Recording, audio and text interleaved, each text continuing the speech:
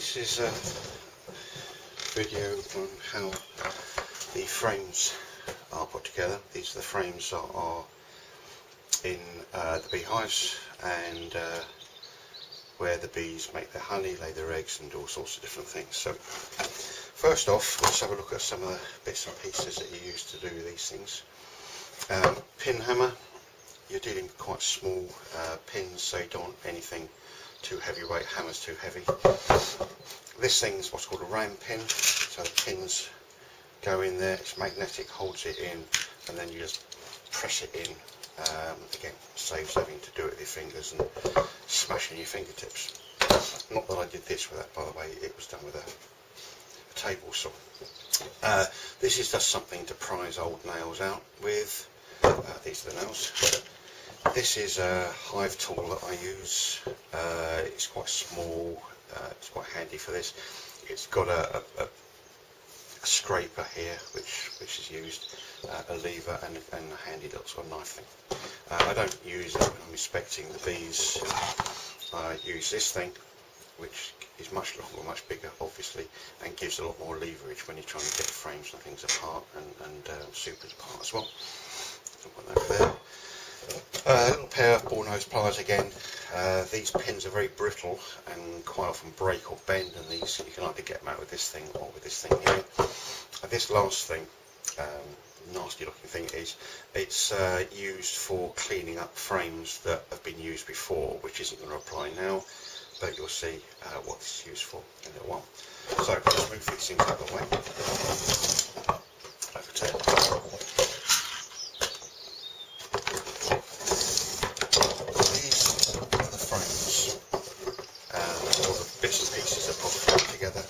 It's all very IKEA-ish. You can get them ready assembled, but it's so easy, there's no point. Very cheap wood, got lots of knots and bumps and things in it. The beehives are themselves, the supers and the brood boxes are normally made out of cedar because they're more resistant to weather. This thing doesn't need to be, so it isn't. So you get, as I say, very cheap wood, and there's a very impressive knot right there, and if you've got to put a nail through that, you've got no chance. But anyway, so what you've got is, bring it this way, that's the top bar. These things are the same width whether you're doing a brood frame or a super frame. These are the side bars, go like that. This is for a brood frame. The supers are shorter, they're down to about that, and these are the bars that go across the bottom. Yeah, and inside there's a groove there and down the side, which gives you the track in which you slide the foundation. The top bar underneath it has got a bar here, which you probably see wobbling.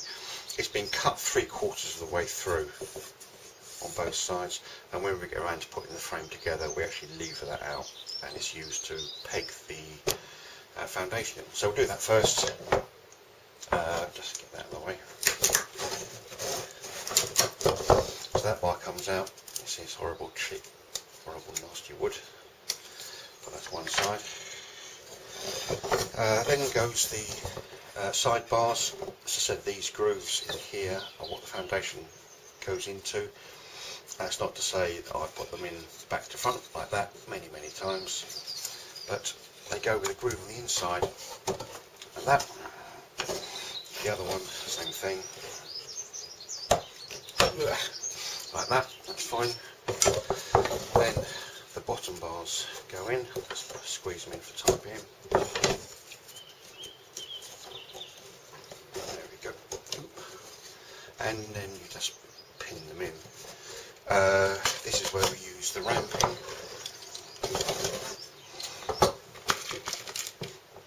And I want this rusty. The pin goes in there, and then you just put it in, freeze it down, and hopefully like that it goes in. A lot easier than using a hammer. So that side, next side goes in as well. It's okay. Turn it around.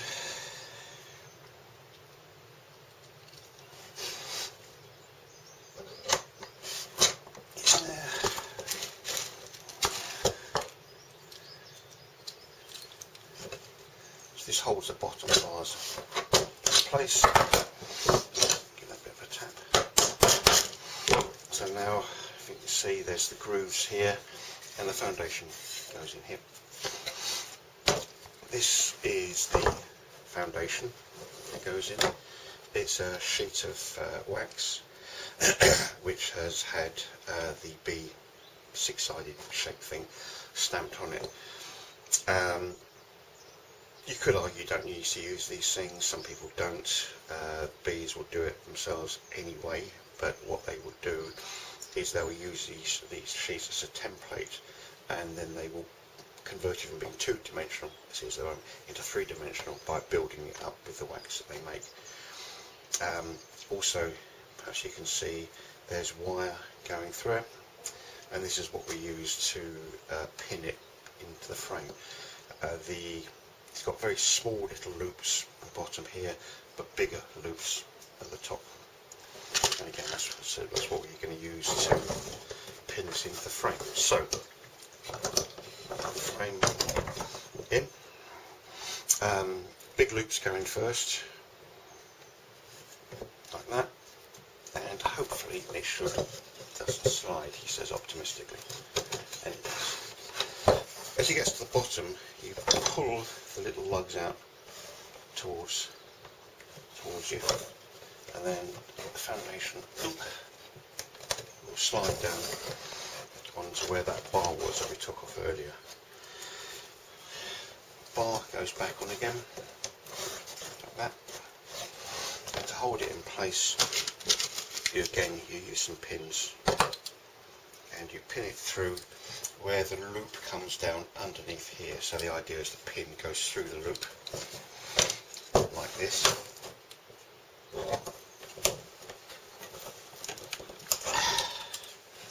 Let's sit up a little bit, probably a knot in there or something. It's probably easier to do it this way. A pin in here.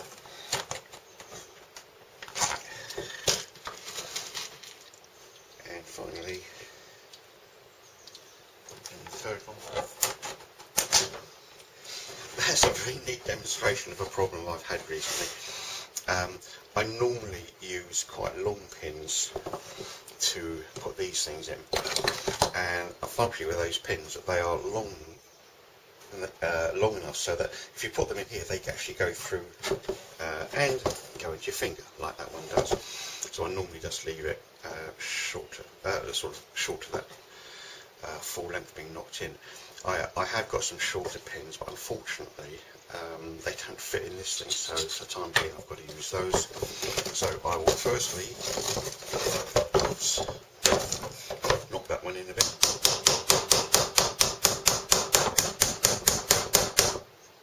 And secondly, knock that out a little bit so it doesn't snag every time you use it. So there you are. Not very complicated, fairly dull job, but one that needs to be done. If you're doing an old frame, maybe you're replacing the wax. Frame's perfectly okay, but the wax gets skunky and dirty and horrible, or damaged. You do exactly the same thing. The only thing what you'll find is that once this has been in a hive for a while, it'll be covered in crap and all sorts of different things. So that although the wax will be relatively easy to get out, there'll be residue all over the place. There'll be bits of wax in the groove down here. There'll be bits of wax in the grooves here and here, which is where this Victorian looking piece of torture equipment comes into use. And what you can do is you can take the gunk out of the grooves, and this thing's at right angles, so you can do it more easily. So that's what you use this thing for. And there you go, a frame.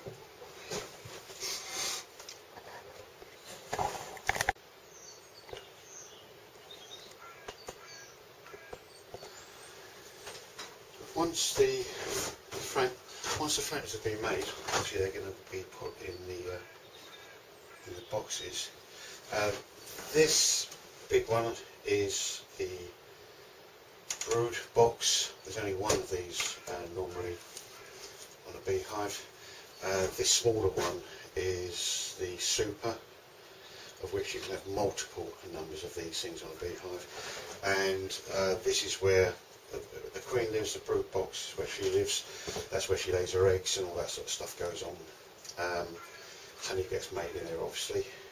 The Super, these frames in there will only have honey in them because the queen can't get out of this box up into these things. There's a mesh across the top which is too narrow for her to squeeze through, whereas the other bees can do, so they just make honey.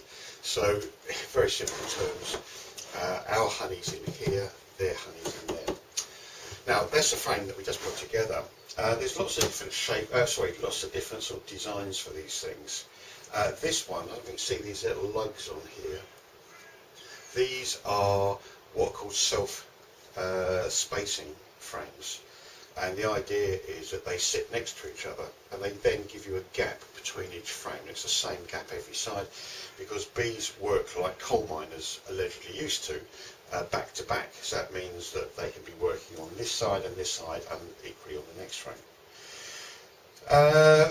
However, what I use are these plastic things which slide on. They do exactly the same thing. You can probably see that there's a gap, and so the gap is uniform between each frame. Why do I do it this way? Because I've always done it this way. Now, the difference between that and these Super frames is that you see it's exactly the same thing, just a little bit shorter. These sit in, I don't know how easy this is going to be to see. There's a metal, it's called castellation, and so these things fit in here and they don't move, and they are equally, again, spaced apart so the bees can work both sides of these things, but these things don't move. Whereas on the brood box, the idea is that when you're doing an inspection, you normally take one of the side frames out, and then when you want to look at the other frames, you move them along, so you slide them. So you don't want them fixed like they are there, so you move these up and down, look, see what's going on, put it back in again, and then eventually, once you've finished, slide them all back together again in the same order. Put that one in, and you're all done. So, I think that's all you need to know about frames.